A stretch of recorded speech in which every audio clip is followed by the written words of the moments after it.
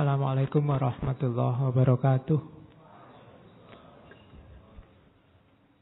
Bismillahirrahmanirrahim. Alhamdulillahirabbil alamin.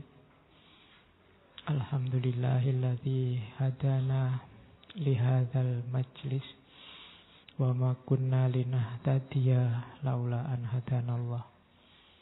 Allahumma shalli wa sallim wa barik ala habibina wa syafi'ina Sayyidina wa maulana Muhammadin wa ala alihi wa ashabihi wa man tabi'ahum bi ihsanin ila yaumiddin. Amma ba'du. Bismillah. Kita mulai lagi ngaji filsafat kita setelah libur yang sangat panjang. Libur panjang itu kan menyenangkan. Sekarang mungkin lebih fresh. Sebenarnya libur panjang itu menunjukkan bahwa ngaji itu ya penting, cuma ya tidak penting-penting amat. Buktinya tidak ngaji 2 bulan juga tidak apa-apa. Ya. Banyak hal di dunia ini mungkin begitu. Kamu yang khawatir presidennya ganti atau presidennya tidak ganti, jangan-jangan tidak ada apa-apa, biasa-biasa aja. Cuma kamu aja yang khawatir. Entah presidennya siapa, mungkin ya kayak gini-gini aja hidup kita. Jadi tidak perlu terlalu dipikir. Kadang-kadang kan kita gitu idealisme. Tapi sebenarnya ya tidak apa-apa. Bahkan agama menyarankan jangan banyak terikat oleh apapun. Satu-satunya yang boleh mengikatmu kan hanya Allah. Semakin banyak kamu terikat, semakin berat kamu melepaskan. Jadi hal-hal yang tidak seharusnya mengikatmu, jangan biarkan mengikatmu, termasuk ngaji ini. Ya, kamu kan sekarang punya status baru, santri ngaji filsafat, itu mengikat. Jadi kamu punya topeng baru dan nanti mesti ada tuntutan, ada tanggung jawab yang baru, dan itu tidak enak. Jangan membebani sesuatu yang tidak harus jadi beban. Dinikmati saja. Kalau ada dinikmati, kalau tidak ada ya tidak apa-apa. Kan gitu aja. Hidup itu lebih enak begitu. Oke, jadi pengantarnya itu. Ngaji itu penting, tapi ya tidak sampai segitunya. Saya tidak berani bilang mau ngaji ini penting luar biasa demi masa depan Indonesia, demi tidak nyampe. Ya, mungkin nggak seanu itu. Ada manfaatnya 1-2 sudah alhamdulillah. Untuk hidupmu pribadi, naik kelas sedikit sudah alhamdulillah. Syukur-syukur setelah libur panjang kita mulai lagi dalam posisi yang lebih dekat selangkah dengan Allah. Itu lebih enak dalam hal apapun, karena memang tuntutannya Nabi kan begitu. Hari ini lebih baik dari kemarin. Semoga libur 2 bulan ada pengendapan-pengendapan, penyaringan-penyaringan, filter-filter, sehingga kualitas hidupmu jadi lebih baik. Dan hanya kamu yang tahu, jadi lebih baik beneran apa enggak. Oke, sesi untuk bulan ini komunikasi. Enggak usah tanya alasannya apa. Ya mungkin saja alasannya karena sekarang memang eranya sedang gonjang-ganjing dengan teknologi informasi atau apa. Pokoknya tema-tema kita angkat tidak harus ada alasannya atau kontekstualitasnya. Kita jalan aja. Saya awali dengan, sebenarnya ini judul mata kuliah, etika komunikasi. Jadi materi 1 semester kita ringkas 1 jam. Tidak apa-apa, nyampe 1 slide kan alhamdulillah. Etika komunikasi. Ya sebenarnya kalau pakai istilah etika komunikasi kan rasanya sangat kampus. Kalau pakai istilah pondok mungkin jadi akhlak muamalah. Nah, sebenarnya akhlak itu ya hubungannya sama orang lain kan, dan itu pasti sifatnya komunikatif. Oke, bismillah. Kita awali etika komunikasi dengan mbahnya filosof Aristoteles.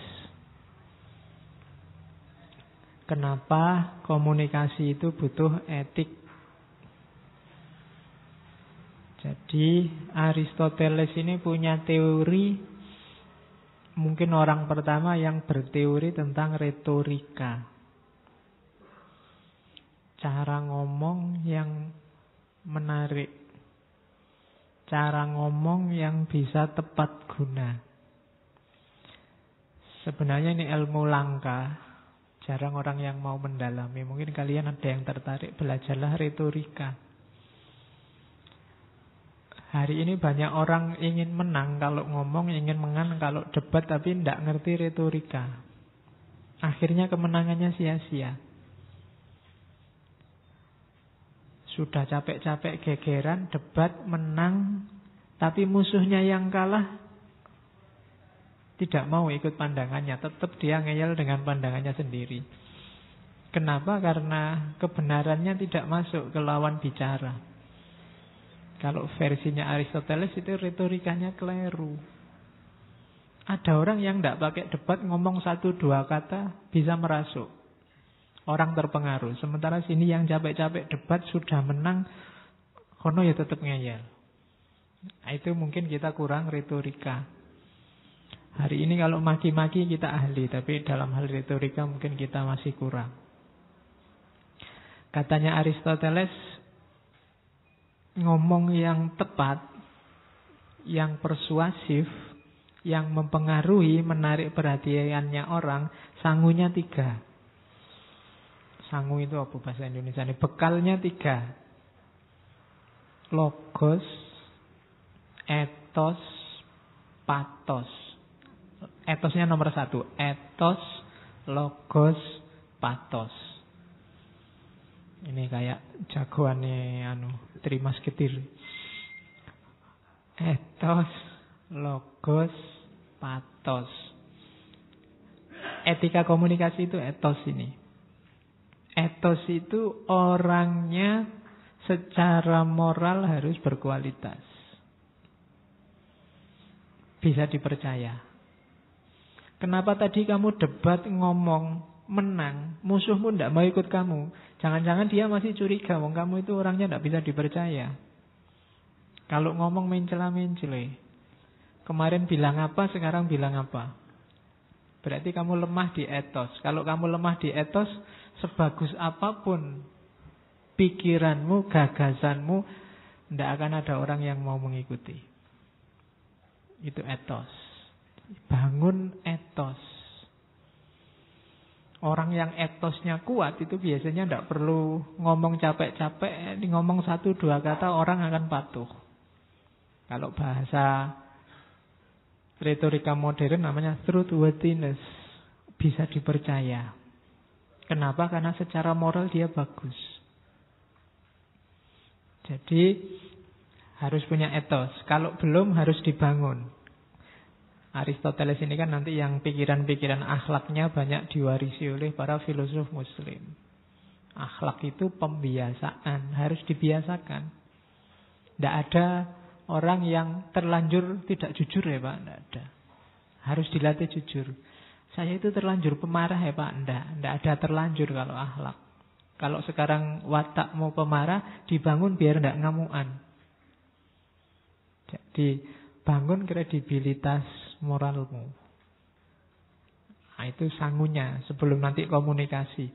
Kalau orang sudah tidak percaya kamu dulu, ngomong apapun, orang ya tidak percaya. Sebagus apapun isinya, sebaik apapun isinya, orang tidak akan mau ikut. Kenapa? Karena lihat kamu yang ngomong. Oh, itu harus dibangun. Ya kayak model kamu kalau tiba-tiba bilang kita harus selalu mendekatkan diri pada Allah. Mungkin orang tidak percaya potonganmu. Modelmu kayak ngono wae kok ngomong mendekatkan diri pada Allah. Kenapa? Kamu harus bangun etos dulu. Kalau nasihati orang jadi soleh, ya kamu soleho dulu. Nanti mungkin waktunya, ini kan mahasiswa baru, waktunya ospek, waktunya pendadaran mahasiswa baru, biasanya kakak kelasnya kan Harus rajin belajar. Nek modele kakak kelasnya orang lulus-lulus sampai semester 14 ya. Adik kelasmu cuma geleng-geleng. Allah mungkin gitu. Bangun etos dulu. Jadi harus truthworthiness. Bisa dipercaya dirimu. Dirimu seperti apa. Nanti kalau menasehati orang, ngomong ke orang lain, bisa langsung masuk. Kan ada cerita Mahatma Gandhi. Mungkin pernah saya ceritakan entah di ngaji apa. Jadi satu ketika ada ibu-ibu datang ke Gandhi. Ibu-ibu ini sumpek sama anaknya. Dia punya anak, bawa anaknya. Anaknya ini punya penyakit, tidak boleh makan garam. Dinasehati bolak-balik sama ibunya, tidak bisa. Pokoknya dia selalu pinginnya makan garam. Akhirnya dibawa ke Gandhi. Sama Gandhi, wah saya tidak bisa kalau nasihati sekarang, ibu pulang dulu, nanti kembali kira-kira 2 minggu lagi. Baru saya bisa nasihati. Akhirnya ditunggu 2 minggu. 2 minggu kemudian balik lagi ke Gandhi. Ini sudah 2 minggu Pak Gandhi, tolong anak saya dinasehati. Nasihatnya simple. Apa bahasa India itu? Pokoknya, nak, mbok kamu jangan makan garam. Cuma kalimat itu aja. Dan besoknya anak ini sudah nggak mau makan garam lagi. Ibunya heran. Kok aneh ya, tak nasihati sampai capek. Nggak jalan-jalan. Gandhi cuma 1 kalimat itu aja jalan. Ditanyain lagi ke Gandhi, Pak Gandhi kok bisa ya sampean ampuh tenan nek nasihati? Katanya Gandhi, enggak. 2 minggu yang lalu waktu ibu datang pertama kali ke sini, saya masih makan garam. Saya yang makan garam, tidak mungkin bisa nasihati anak ini untuk tidak makan garam. Maka waktu 2 minggu ini saya manfaatkan untuk pantang makan garam juga. Setelah 2 minggu mulai mungkin, kalau bahasa Aristoteles tadi, truthworthiness, dia jadi sosok yang bisa dipercaya kalau ngomong melarang makan garam. Sehingga ampuh. Makanya kalau di TV-TV banyak pejabat bilang, mari kita bebas korupsi, kenapa ndak ampuh? Jangan-jangan kan itu. Ya, jangan-jangan masih kesenggol dikit-dikit sama itu. Karena sosoknya sendiri ndak punya etos itu. Maka pertama-tama komunikasi efektif itu bangun etos. Bangun moralitasmu sehingga orang bisa percaya. Yang kedua logos. Etos ini yang kita bahas hari ini. Etika dalam komunikasi. Yang kedua logos. Logos ini masuk akal. Yang kamu omongkan bisa ditangkap orang lain. Itu namanya logos. Ya meskipun mungkin kredibilitasmu tinggi, kalau ngomongin tidak karu-karuan ngawur ya orang paham aja ndak. Gimana mau mengikuti? Dan yang terakhir patos. Patos itu emosi. Jadi tulus dari dirimu sendiri dan bisa mempengaruhi orang yang kamu ajak bicara. Buktinya kamu sukses komunikasi itu di orang yang kamu ajak bicara. Kalau dari kata-katamu orang kemudian jadi terpengaruh. Kalau sedih dia jadi nangis. Kalau senang dia jadi ketawa. Ini ada unsur patosnya. Emosi terlibat. Ya kayak penceramah itu. Kalau penceramahnya semangat, orangnya wah jadi semangat.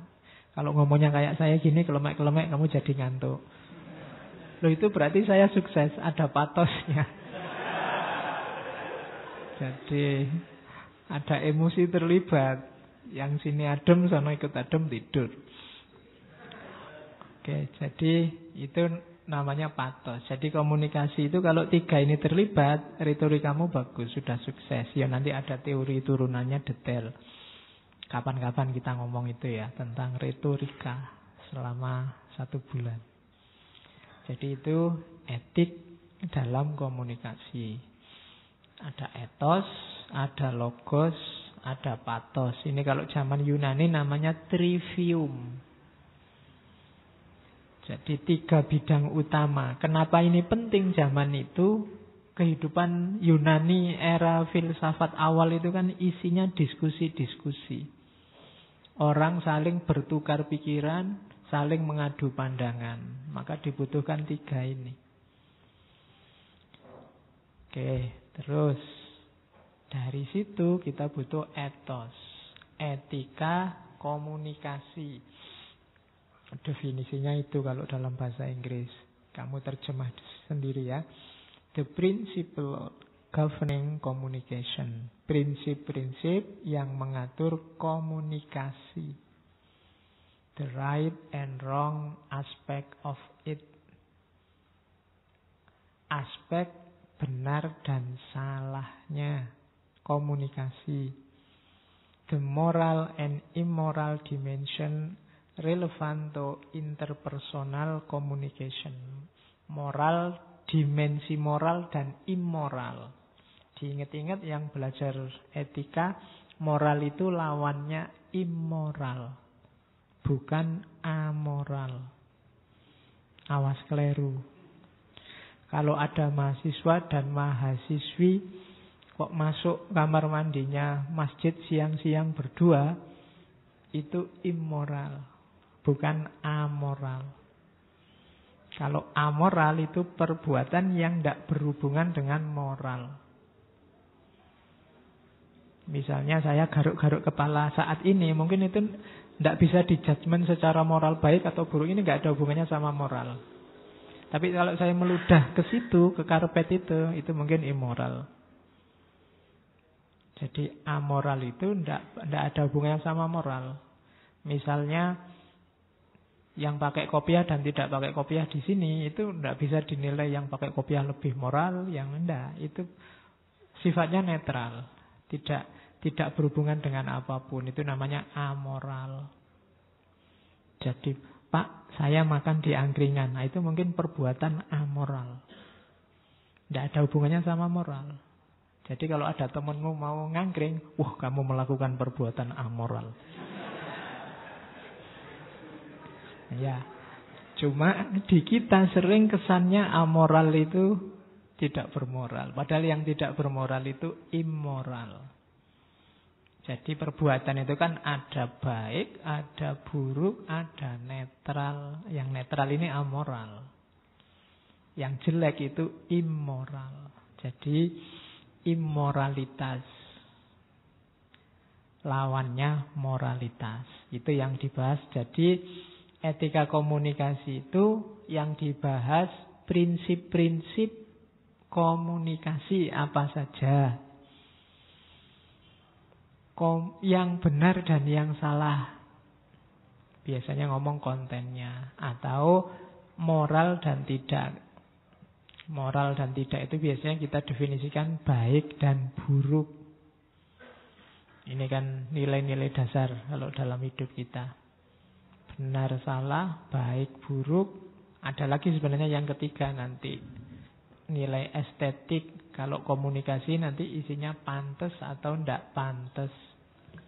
Ada sesuatu itu ya benar, ya baik, tapi tidak pantas. Tidak pantas itu ya tidak selayaknya. Biasanya sifatnya lokal. Jadi tidak pantas itu biasanya ada harmoni yang tidak pas, terkacaukan. Nah itu levelnya namanya estetik. Kalau baik buruk namanya levelnya etik. Kalau benar salah biasanya yang paling utama levelnya logik. Jadi ngomong itu ya ngomonglah yang benar, jangan yang salah, dengan cara yang baik dan pantas. Oke, kalau pantas itu ya harmonis, cocok, sesuai. Nah, etika komunikasi ngomong itu. Jadi setiap orang pasti berkomunikasi karena setiap orang makhluk sosial. Cuma komunikasi harus belajar teorinya. Makanya ada etika komunikasi. Oke, dilanjut. Nah, ini dasar teorinya dulu. Ini pelan-pelan belajar etika. Jadi hidup ini paling dasar itu belief. Jadi justru dalam hidup kita itu yang paling mendasari hidup kita itu apa yang kita percaya dan yang tidak kita percaya. Dari belief nanti berkembang jadi nilai-nilai. Nilai itu contohnya perdamaian, persaudaraan, keadilan, itu kan nilai. Jadi yang paling dasar akarnya itu belief. Kalau kalian lihat ada orang kok modelnya gitu orang ini, kalau ingin ngerti kok bisa ada orang kayak gitu, coba dilacak sampai akarnya. Apa dasar-dasar yang dia percaya, itu belief. Dari situ nanti lahir nilai. Hidup kita itu yang penting damai, sejahtera, aman. Nah, ini nilai.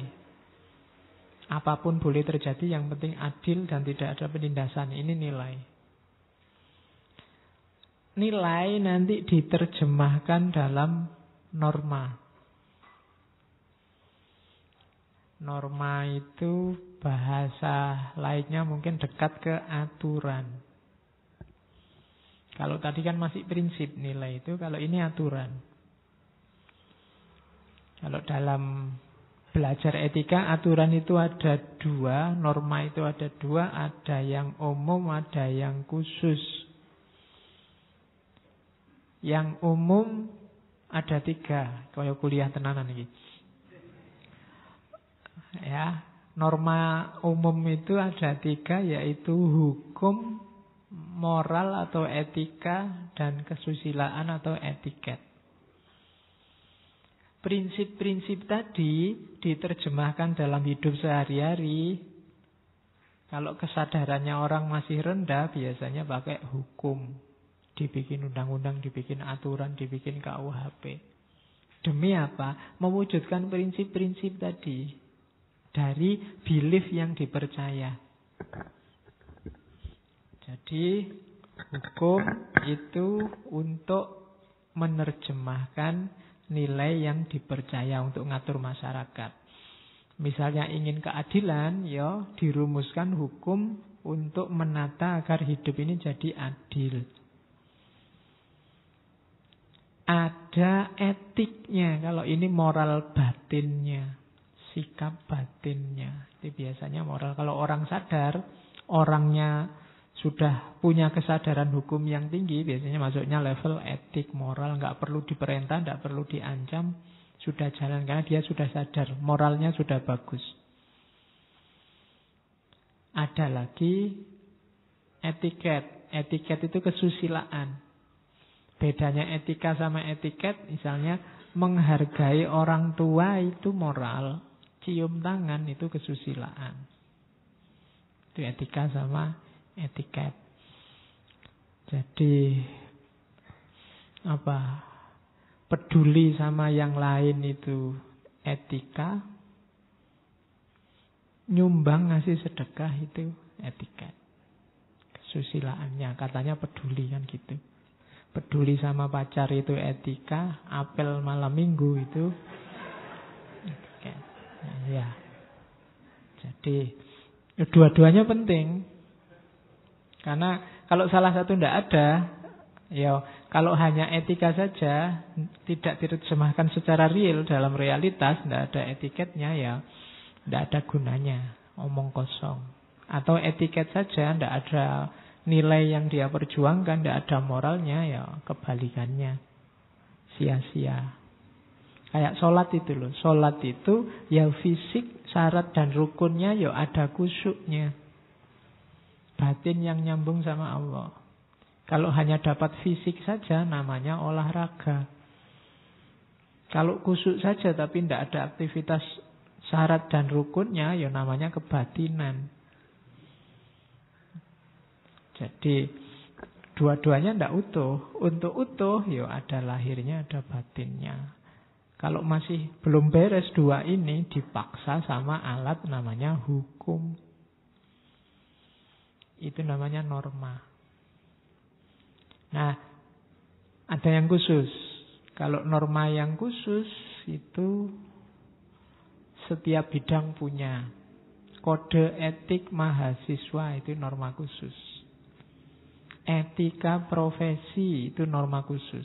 Etika kedokteran itu norma khusus. Jadi yang tidak kelihatan dalam hidup kita ada belief, ada values, ada norms. Ini nanti yang lahir jadi attitude dan behavior. Ini dalam bahasa Inggris dua hal yang berbeda antara attitude sama behavior. Kalau behavior itu sudah watak. Watak itu lahir dari pembiasaan. Jadi yang biasa sudah jadi behavior. Kalau attitude itu ekspresi spontan. Bisa karena behavior, bisa karena yang lain. Di situ saya contohkan misalnya, aslinya aku ini penyabar. Tapi kok anak ini kurang ajar banget, jadinya saya marah, terus ngebrak meja. Penyabar itu behaviorku, cuma ini tadi aku ngebrak meja itu attitude. Biasanya attitude itu lahirnya dari behavior. Dari kebiasaan. Kalian coba dicermati ya hidupmu sehari-hari. Itu kan nanti ada yang kamu gitu terus, itu behavior. Sukanya seperti itu, terus itu behavior. Tapi ada kalanya attitude-mu beda sama behavior. Mungkin situasinya. Sebenarnya kamu anti bohong, anti curang. Kok yang tidaklah ujiannya susah banget. Nah, akhirnya kamu terpaksa lah ngelirik-ngelirik, nyontek-nyontek dikit, tidak apa-apa. Dosennya nggak pernah diajar, ditanyain misalnya. Jadi attitude-mu berubah. Meskipun behavior-mu tidak itu, sebenarnya kamu anti curang. Nah, itu behavior. Jadi kalau dimarahi dosennya, tidak Pak, sebenarnya saya itu jujur Pak. Cuma terpaksa. Bapak sih soalnya susah sekali. Nah, itu attitude. Itu beda. Jadi dasarnya tadi belief. Belief itu biasanya diterjemahkan dalam prinsip-prinsip. Itu namanya nilai. Nilai ini tadi diwujudkan dalam bentuk aturan. Namanya norma. Itulah nanti yang membentuk perilaku kita. Ada perilaku yang menetap namanya behavior. Ada perilaku real spontan namanya attitude. Oh, ini teori dasar kalau belajar etika. Komunikasi nanti juga begitu. Membangun etik komunikasi, tidak bisa ujuk-ujuk orang disuruh attitude atau behaviornya. Garapnya harus dari belief. Orang yang tidak percaya Tuhan pasti beda nanti cara menerjemahkan nilai, norma, dan gaya hidup dan behaviornya dengan yang percaya Tuhan. Orang yang tidak percaya hari akhir, akhirat pasti juga beda cara dia hidup dengan yang percaya hari akhir, akhirat. Itu beliefnya. Oke, orang yang coba kan ada beberapa mahasiswa misalnya yang ada yang takut sama cewek, takut sama perempuan. Kalau didekati perempuan deg-degan gemeteran. Coba dicek, jangan-jangan ada belief-belief tertentu. Atau sebaliknya, kowendel apa? Kalau sama perempuan nekat. Nah, itu jangan-jangan ada sistem belief di balik itu. Dan itu untuk penelitian enak coba sambungkan misalnya sama feminisme. Kok ada ya cowok takut sama cewek? Jangan-jangan takutnya bukan karena dia memang anti cewek, cuma ada stereotip pandangan yang negatif tentang perempuan. Misalnya perempuan itu bikin susah, perempuan itu cerewet, perempuan itu jangan-jangan begitu. Nah, itu beliefnya dulu, jangan digarap attitude-nya. Kalau ketahuan beliefnya, oh pantas. Kan gitu. Jadi karena dasar perilaku itu ada di belief. Kenapa sih kok kalau orang barat misalnya, kalau anak muda ngomong sama orang tua, itu yang muda tetap harus menatap wajahnya.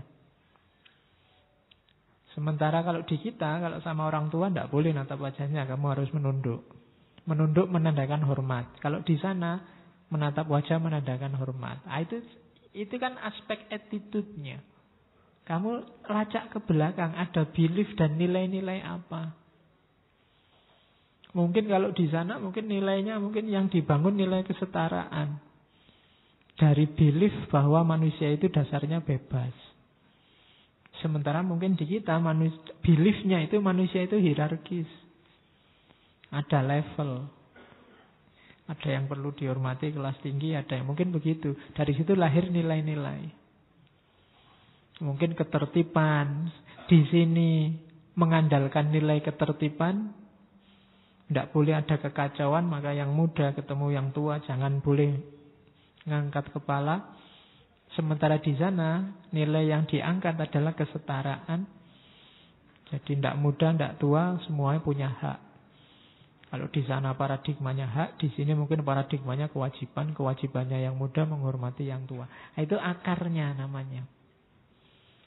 Jadi kalau ada problem, jangan kesusu di judgment attitude-nya. Kamu lacak akarnya ke belakang, ke bawah. Kenapa kok jadi begini? Kenapa kok begitu? Karena perilaku itu lahir dari belief setiap orang. Kok ada mahasiswa kuliah suwantemen sampai semester 14. Misalnya, gelarnya besok PhD.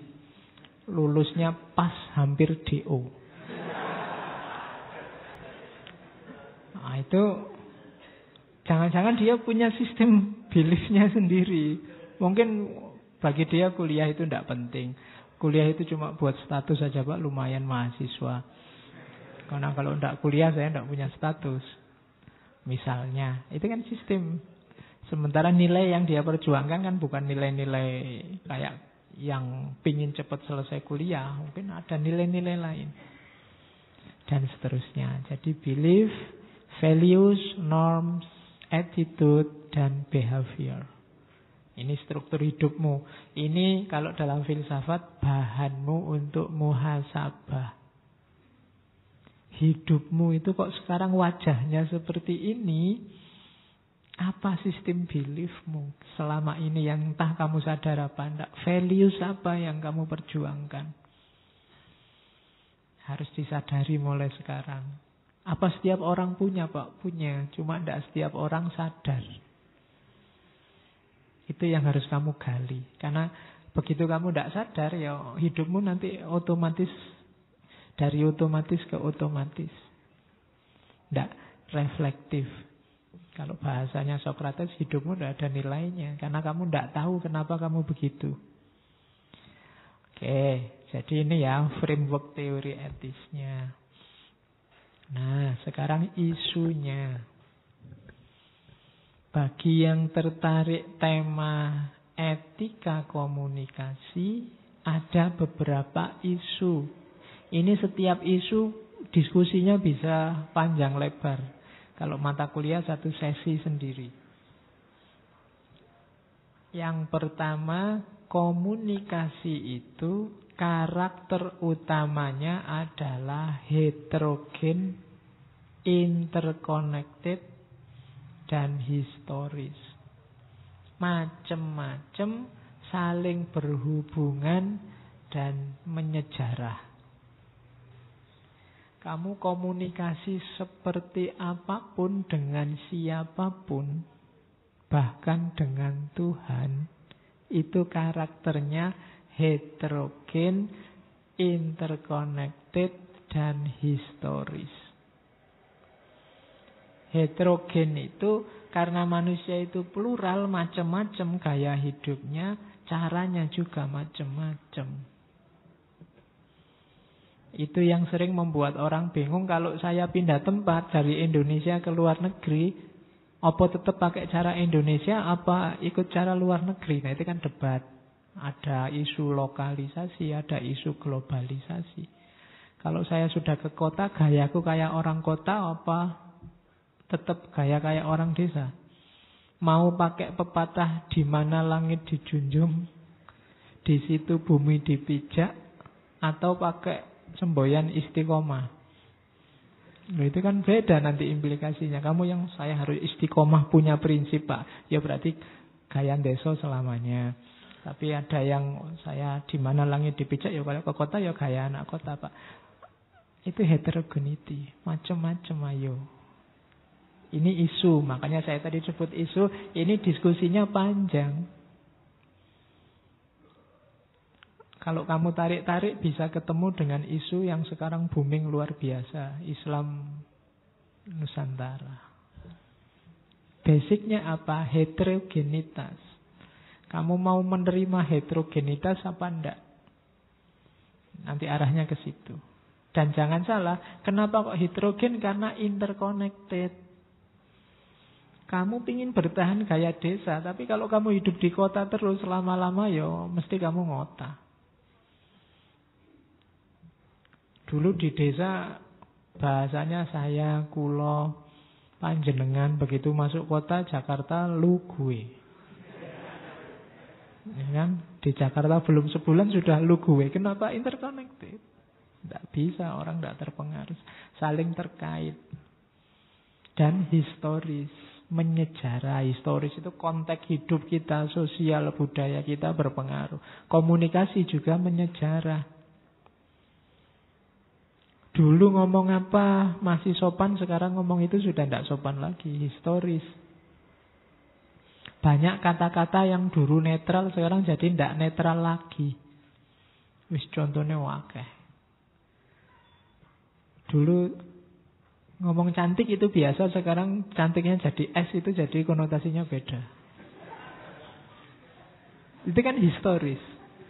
Kalau sekarang ada ini yang putri-putri terus coba, wah kamu cantik, itu dia bisa tersinggung, dianggap melecehkan. Padahal dulu itu bagus loh. Sekarang enggak. Kenapa? Historis. Itu jasanya penyanyi dangdut itu. Heterogen, saling terkait. Kamu enggak mau saya mengartikan itu, enggak bisa. Kalau tidak percaya karena kamu beli baju kotak-kotak merah jalan-jalan di Jakarta, orang akan lihat, wah ini pro. Ya kan? Histori padahal lu enggak, ya saya punyanya baju kotak-kotak merah ini, enggak, kamu mesti pro itu. Nah, itu historis. Jadi bayangkan 5 jari ini itu maknanya bisa beda-beda, historis semua. Kalau kamu dikasih jempol gini itu kan kamu merasa, wah seneng aku dipuji. Kalau dikasih yang tengah ini kamu marah. Loh, jempol sama tengah maknanya jadi apa? Itu kan kita yang bikin, sejarah yang bikin. Kok dulu bapakmu waktu muji kok enggak jempol, misalnya ini aja bagus misalnya. Kan enggak, kok ini yang dipakai. Itu historical. Dan yang tidak tersentuh oleh historisitas, yang tidak interconnect, tidak tersambung ke sana, mbok kamu kasih gini bolak-balik enggak paham, kamu kasih gini mungkin enggak paham. Simbahmu mungkin enggak paham loh kalau ini melecehkan.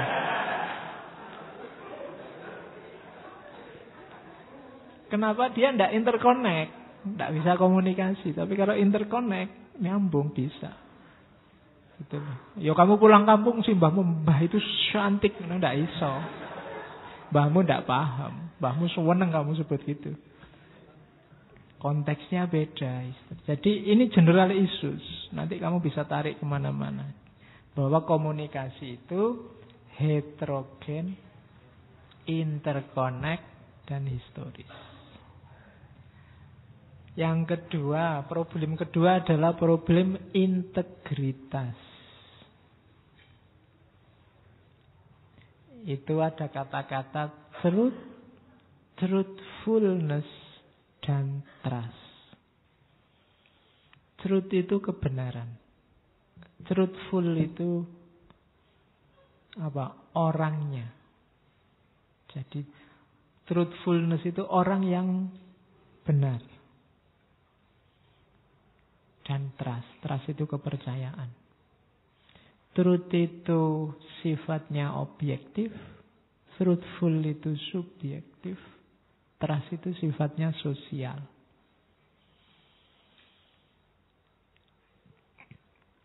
fakta ngaji ini ada, itu truth. Truthful itu mungkin kamu percaya saya, karena saya kamu anggap truthful, bisa dipercaya. Kepercayaanmu itu namanya trust. Jadi saya ngomong apa saja, mbok anggap benar, kamu anggap truth. Padahal mungkin tidak truth. Kenapa kamu begitu? Karena kamu nganggap saya ini bisa dipercaya, truthful. Dan ini kelihatannya sederhana tapi panjang pembahasannya. Yang disebut kebenaran itu apa? Syarat-syaratnya orang bisa dipercaya apa?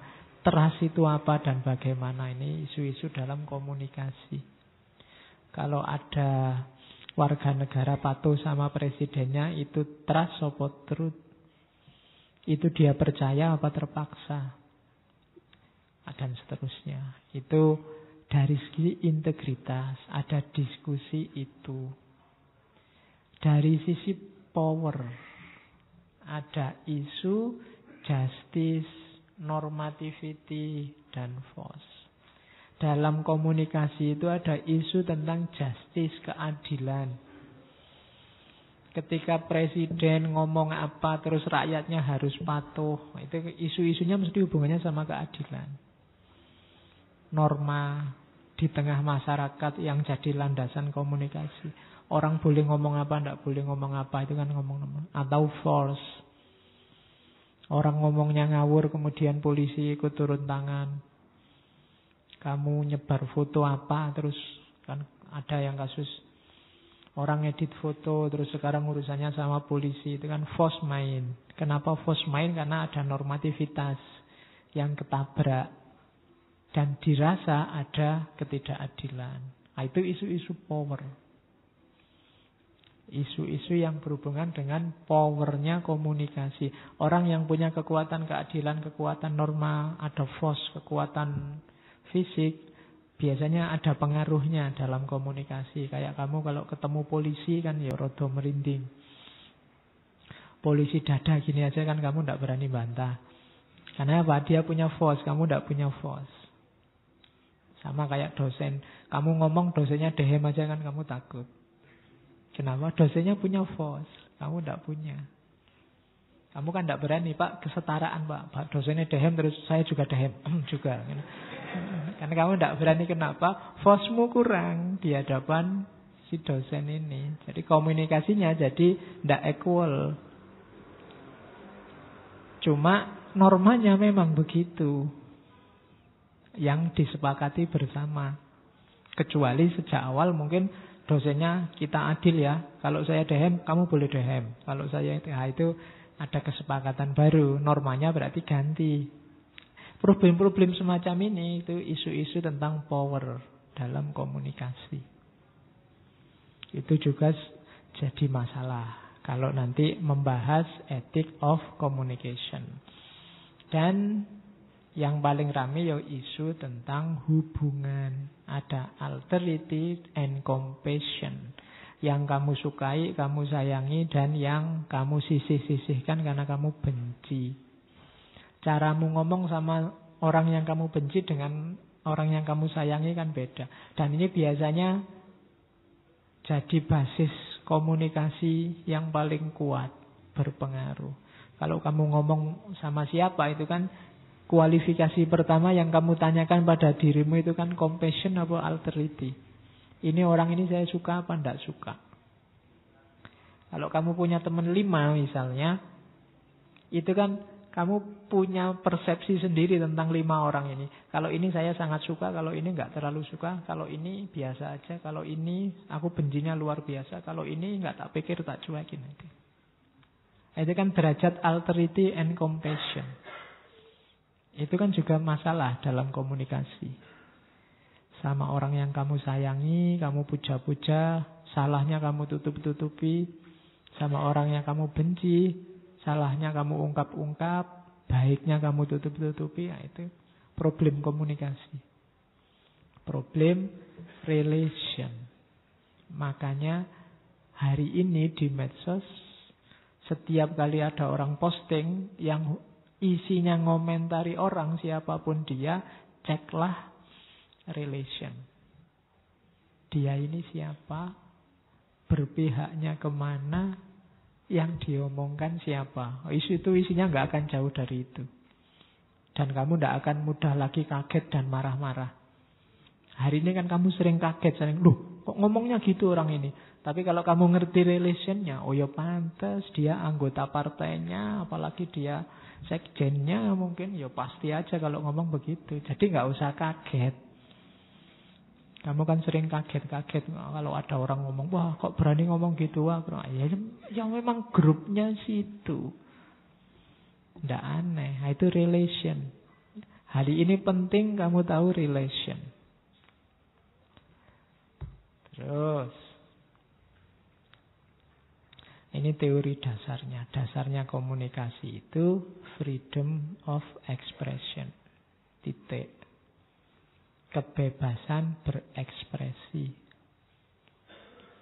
Ya, kalau orang barat dasarnya hidup itu kebebasan. Agak gesreh mungkin sama timur. Kalau di timur, kalau saya ngomong kebebasan berekspresi, mungkin yang muncul di kepalamu, tapi kan kebebasan itu ada batasnya, Pak. Seperti gitu. Ya, ada batasnya. Cuma batas itu sifatnya pengecualian. Dasarnya setiap orang itu bebas berekspresi. Dengan beberapa pengecualian.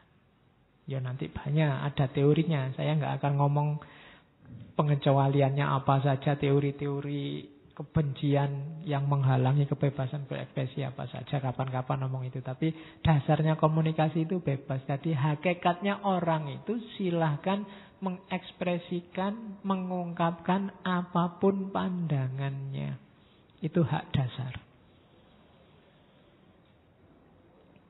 Maka kamu jangan gampang marah sama orang yang mengekspresikan gagasannya. Apapun isinya, karena itu hak dasarnya dia. Kalau kamu tidak setuju, ya kamu ekspresikan pandanganmu. Tentunya dengan tadi, dengan cara yang baik, biar logos, etos, patos. Jadi, jangan dilarang-larang. Silahkan kamu ngomong, ungkapkan pendapatmu. Kalau pendapatmu ngawur, tidak karu-karuan, aku juga akan ungkapkan pendapatku untuk ngoreksi pendapatmu, tidak apa-apa. Karena kita sudah terlanjur ada di zaman yang semacam ini. Tidak bisa kan tiba-tiba diberangus semua, misalnya. Sudah tidak mungkin lagi, wis kadung. Pemerintah itu blokiri konten-konten tidak beres itu, yang diblokir 1.000, yang baru 10.000. Sejak tahun berapa, puluhan tahun yang lalu kan sudah mulai blokir konten-konten pornografi. Itu ternyata antara yang diblokir sama yang baru itu. Bahkan yang diblokir itu sekarang ganti nama, ganti itu kan. Dan kalian ngerti, saya juga ngerti. Iya. Sak pinter-pintere sing blokir, sik pinter sing bobol. Oke. Jadi situasinya sudah begitu. Jadi makanya kita tidak bisa menghindar. Oke, yo nanti ada pengecualian-pengecualian.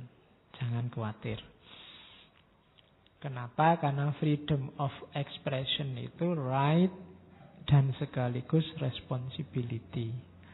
Jangan dilarang orang mengekspresikan dirinya, tapi dia harus juga bertanggung jawab. Nanti ada syarat-syaratnya. Kapan-kapan saya ngomong filsafat kebebasan lagi, nanti ada freedom of expression, freedom of thought, dan freedom-freedom yang lain. Cuma ini menuju ke komunikasi. Teorinya saya potong-potong dari beberapa filosof itu. Rumusnya freedom of expression itu, yang pertama saya ambil dari Voltaire. I might disagree with your opinion, but I am willing to give my life for your right to express it.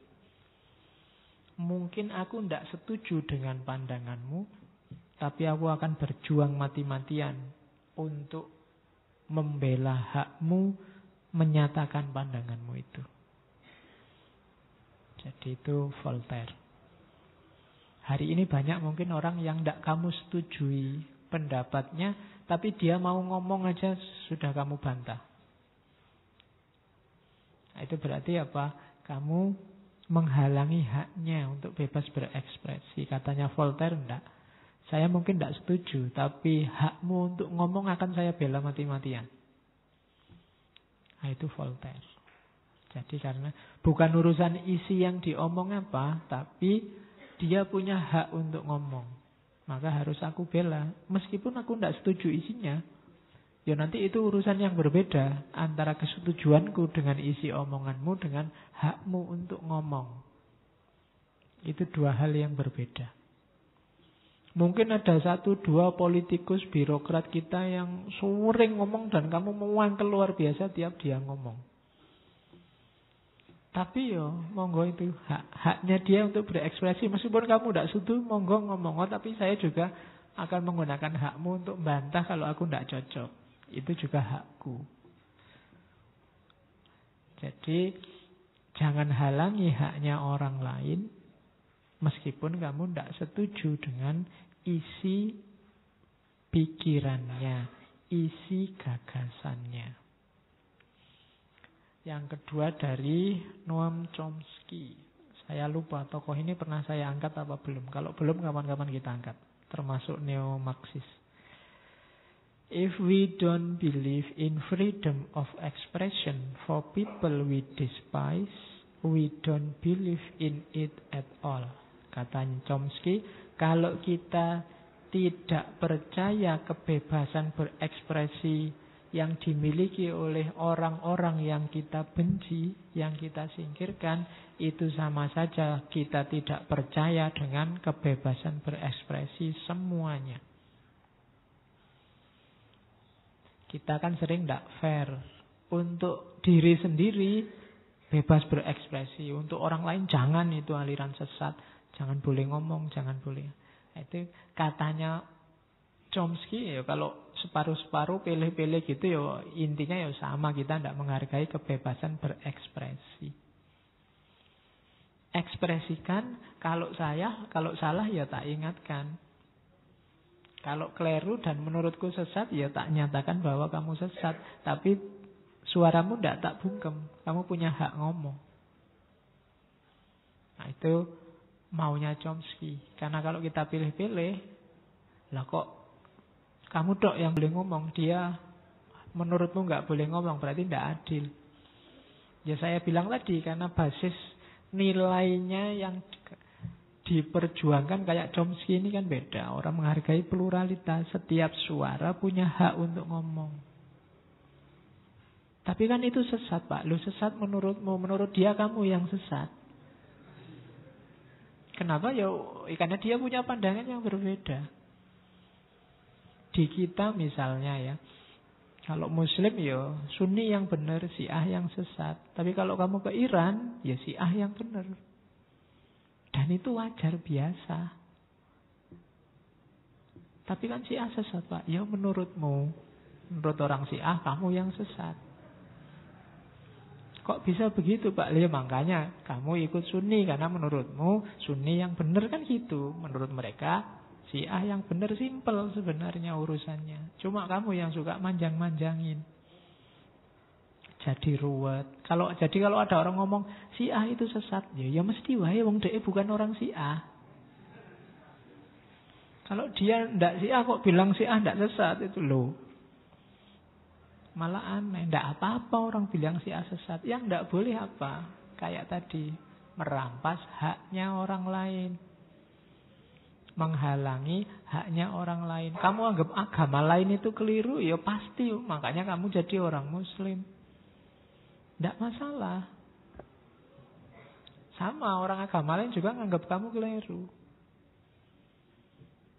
Ya masing-masing punya tadi interkoneksi, keterkaitan sendiri, punya sejarah sendiri, punya keragaman sendiri. Jadi itulah kenyataannya. Maka problemnya adalah sekarang, ya sudah, sesat benar urusannya sendiri-sendiri. Sekarang ngaturnya gimana, wong kita ini hidup bersama. Itulah antara lain ada freedom of expression. Ada banyak aturan-aturan, norma-norma sosial yang harus disepakati bersama. Karena kalau tidak, isinya cuma tawuran. Maka orang butuh aturan. Jadi rumus kedua dari Chomsky. Rumus ketiga dari Kierkegaard. Kalau ini agak kritis, kalau Kierkegaard itu.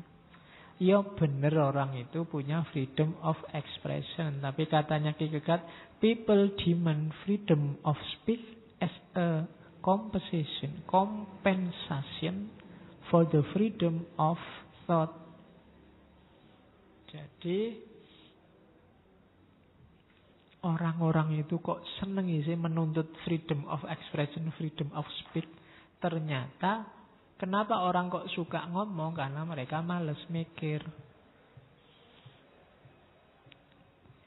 Which they seldom use. Yang jarang mereka pakai. Jadi katanya Kierkegaard, orang itu hari ini itu lebih banyak ngomong daripada mikir. Iya sih, kita bebas kok untuk berbicara. Kita juga bebas untuk mikir. Tapi hari ini orang lebih fokus ke bebas bicaranya. Jarang yang fokus ke bebas mikirnya. Padahal yang lebih penting kan mikir. Itu sindirannya Kierkegaard. Jadi banyak orang hari ini ngomong dulu, mikir belakangan.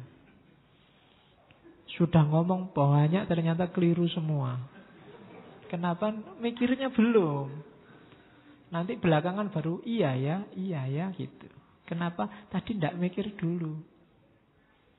Ngomong dulu, mikir belakangan. Katanya Kierkegaard yang they seldom use. Jarang dipakai mikir itu.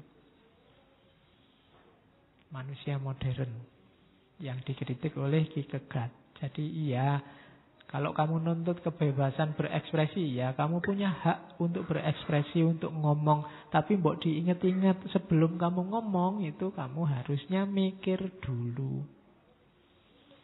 Ini yang jarang dipakai. Terakhir pedoman dari Einstein. Katanya Einstein, laws alone cannot secure freedom of expression. In order that every man present his views without penalty, there must be spirit of tolerance in the entire population. Freedom of expression